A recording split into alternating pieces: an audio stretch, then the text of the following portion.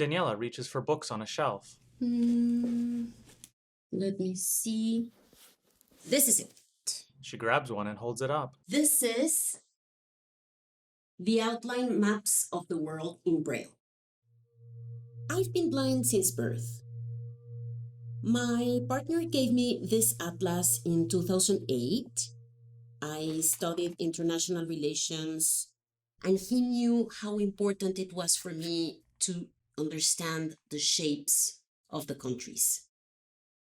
This volume gives me a very clear picture of where countries are in relation to other countries, the size and shape of the borders, and other features like mountains and rivers and oceans and lakes.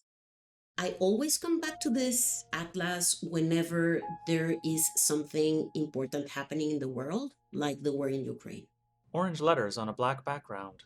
The title of this documentary is What is a Print Disability? Daniela in her office. My name is Daniela Levi Pinto. I am a fair-skinned woman with long, curly brown hair. I am the manager of NELS, National Network for Equitable Library Service. Here's the website.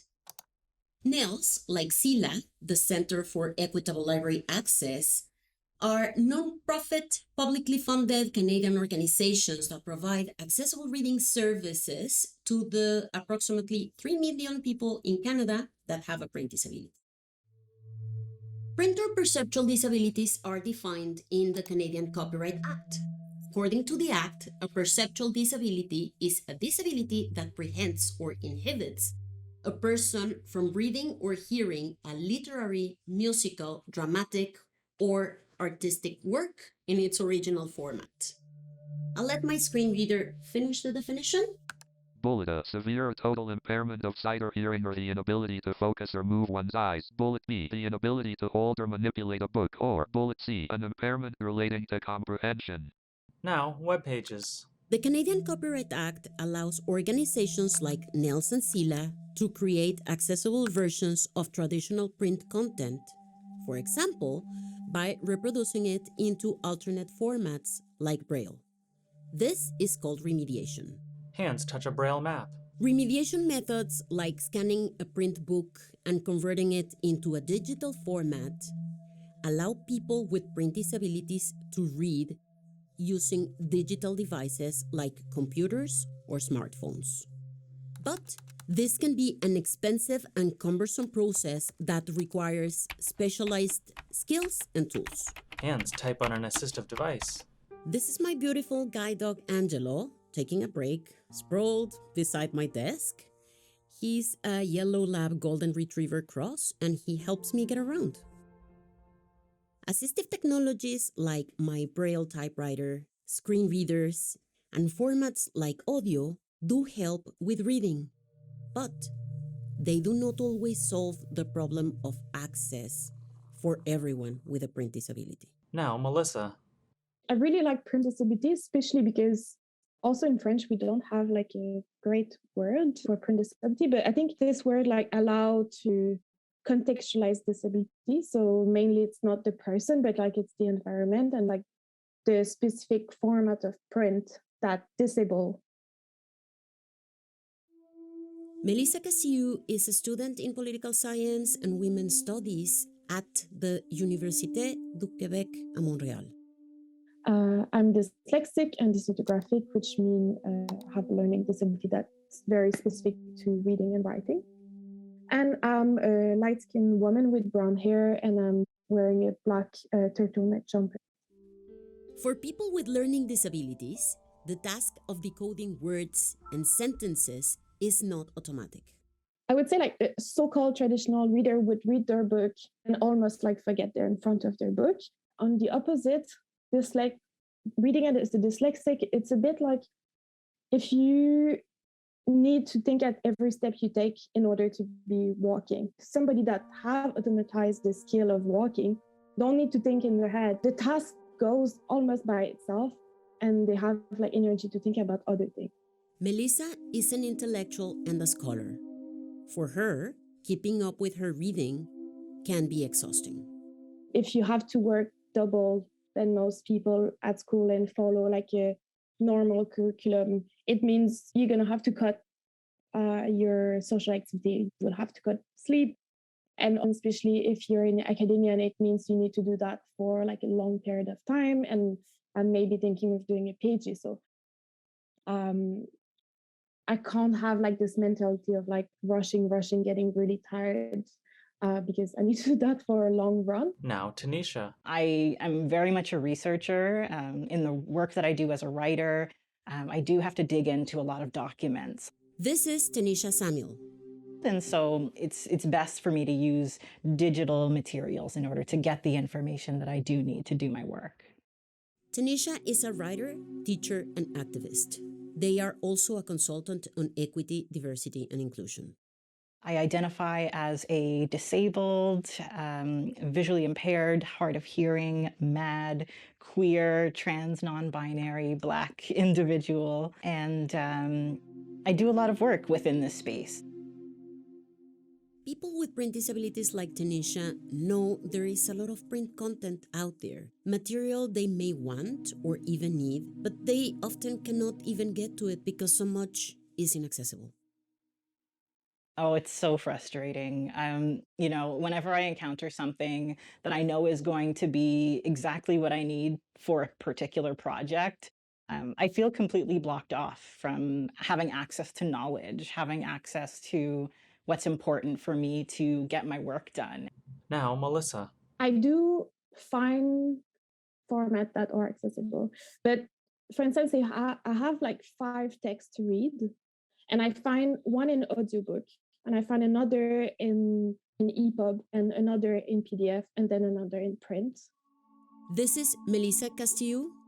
Even if I find some accessible, the fact I need to use like 5 different platforms to read my book is itself like quite demanding in terms of like, maybe I'm going ahead, but there's a need for kind of like an accessible ecosystem and like a consistency, because this makes it hard. Outside a bookstore.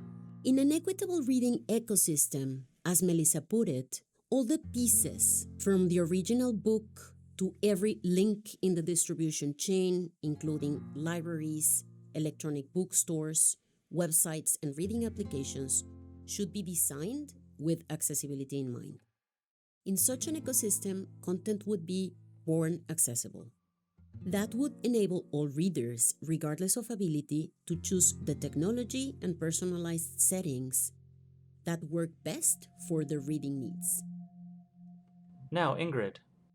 I read using accessibility devices such as I'll use my phone, but I change the color, so I'll have a black background and have the letters be white so that they pop up, and then I can zoom in really close. When the contrast is really sharp, then that makes it easier for me to read. Without that, I can't read the words. And when possible, sometimes I use a program that can read out what's on a site or on the screen for me.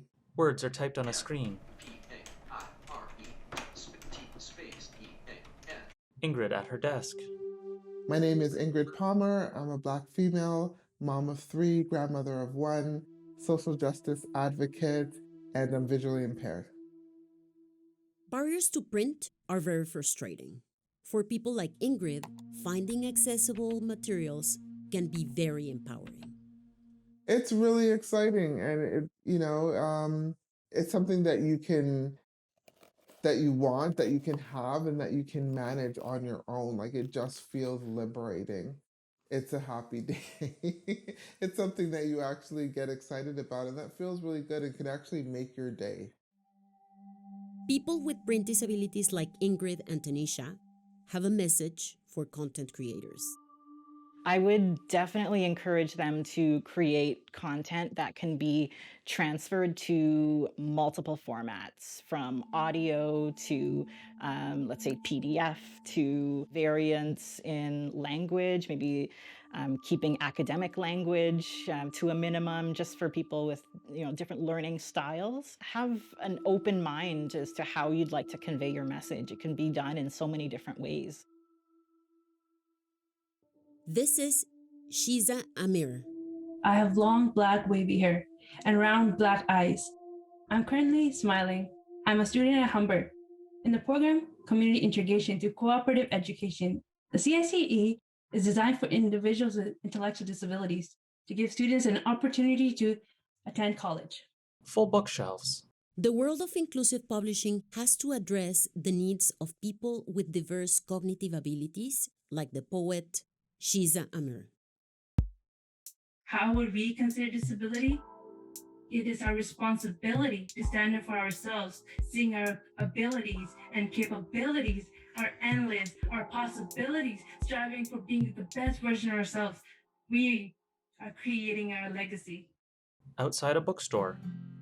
There are so many ways to make content accessible, but there are also many kinds of barriers, such as those created by political and economic inequities. As an Indigenous librarian, I can tell you there are barriers within libraries. Libraries are very inherently colonial. They can be intimidating institutions for those who haven't grown up in libraries. I think that that's a huge barrier. This is Colette Potran. I think there are other ones, like there's connectivity barriers within Indigenous communities. And of course, a lot of these accessible resources, there are costs involved with that are all barriers for those that are in Indigenous communities. I'd actually like to start by introducing myself in an Indigenous way, or in the Métis way. Haji Kia, Nicolette Patradishnikishun, Lefamachifnia. I'm a white-coated Métis woman with deep roots in the Red River, Batoche, and St. Paul de Métis areas, and I don't have a print disability.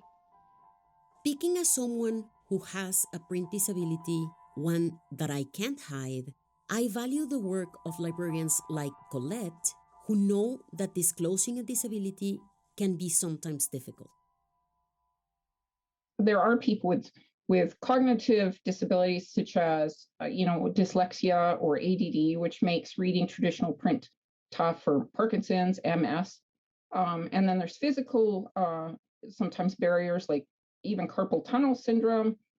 And of course, there's vision loss as well. And I speak completely as a library person, but if library folks aren't aware about all of the options that there are available, it's hard for people to openly kind of identify them and kind of advocate for them. I think that's where staff have a responsibility, kind of like an information kind of crusade, that everybody should know that these resources exist. And then once people are aware, they might be more comfortable in self-declaration. This is Adam Kohun, someone who is a crusader for disability rights, motoring around in his wheelchair. I am an artist, filmmaker, and tech tester. I have cerebral palsy, and I have a print disability because I cannot manipulate paper, and because of my limited hand dexterity, I'm also cannot write and have been a very slow typer, so that also affects my ability to work with the printed word. Adam has lived with barriers for most of his life. Even so, the idea of print disability was new to him. And it wasn't until I actually went to a focus group pre-pandemic on print disabilities that I learned that it was considered a separate disability and that I did have rights under the AODA to actually ask for that accommodation. Orange letters on a black background. The AODA is the Accessibility for Ontarians with Disabilities Act. Now at a church. I regularly go to church, and I still, during the pandemic, still go online. But when I was going to church in person, the biggest problem I had was following along with what's called the liturgy. And those are the prayers and other things that you would recite at church because it was in a printed bulletin. Adam can't manipulate paper, so following the liturgy was tough. At first, there was some hesitation at his church about how to go digital. But then the COVID-19 pandemic hit and everything moved online, including the liturgy. Back at church, I I really don't think that God really cares that which way our eyes are looking when we're reading off notes anyway. a scrolling webpage, Digital formats and assistive technology can help overcome barriers and make the world more accessible for everyone. But when the design is bad or careless, it can actually make things much worse. Here's Adam Cahoon trying to read a plaque about a public piece of art in a Toronto plaza. All the plaques with all the information for the pieces are actually interlaid in the actual ground. So it is harder for somebody like me to read. And I wouldn't actually know where to look for it if I wasn't purposely searching for that. Thoughtless design can make it difficult for people with print disabilities to participate in cultural life. Even worse, it can also undermine essential everyday activities. Here's Ingrid Palmer again. I've banked at the same branch for a long time, and no matter which facility I go in, I'm very familiar, or I was, with the machines. I knew what buttons to touch for whether I was doing a deposit, a withdrawal, or whether I wanted to check on the balance of my account or pay bills. All of that I did independently, without any assistance. And one day I went to the bank, and lo and behold, they had replaced the machines with brand new ones, and it was awful. The color, the contrast, the layout, everything had changed. That's just another example of when organizations upgrade, they're not using a universal mindset. They're not thinking about everyone. People with disabilities need content creators and designers to think about us. We need you to keep in mind the many ways in which the design of ebooks, museum plaques, websites, or digital technologies can become exclusionary and disabling. Eventually, Adam went online and found accessible information about a favorite piece of public sculpture in a nearby park. The piece is officially untitled. People in the neighborhood call it lampposts. I love that sculpture.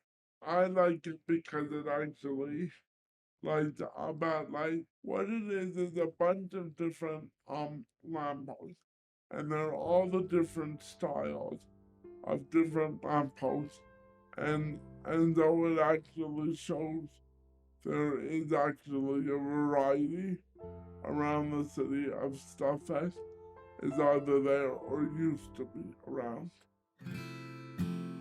It's that variety, the diverse ways in which people access print materials, that we need content creators to be aware of.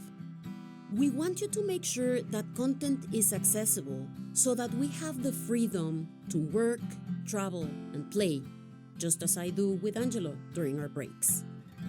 And because we want, and we have the right to, participate fully in the life of our communities. End credits feature white and orange letters scrolling over a black screen. Producer, writer, and post-production supervisor, Sheyfali Saujani. Narrator and co-writer, Daniela Levy-Pinto. Media producer and sound editor/mixer, Diana Bahirian. Media producer, cinematographer, and picture editor, Yhasmina Garcia. Camera and lighting assistant, Ines Papagiannis. Researchers, Jaskanwar Singh and Rachel Sahota. Additional research by Aaron Broverman, Jennifer Chatzik, and Zabitnu. Faculty of Media and Creative Arts, Accessible Media Department. Transcripts and French translation, Audrey Vandendreschen. Captions, David Widman. Described video, Andrew Belanger. French narration, Julie Martin. Soundtrack, What is a Print Disability Doc Music by David Clark, SOCAN 2022. Special thanks Shiza Emir, Melissa Castillo, Adam Cahoon, Ingrid Palmer, Colette Poitras, Tanisha A. Samuel, Juanjo Camacho, Eduardo Garcia, Alba Lopez, Zule Montero, Pablo Ruiz Sanchez, James Seabrook, Michael Simmons, Humber Lakeshore Campus Librarians Celine Chang, Faculty of Media and Creative Arts, Senior Dean Guillermo Acosta, Associate Director Operations Belinda Cunha, Project Lead Ann Zabitnu, ASL Interpreters, Toronto Sign Language Interpreter Service Media. We acknowledge the financial support of the Government of Canada. We acknowledge the support of Humber Institute of Technology and Advanced Learning, Faculty of Media and Creative Arts.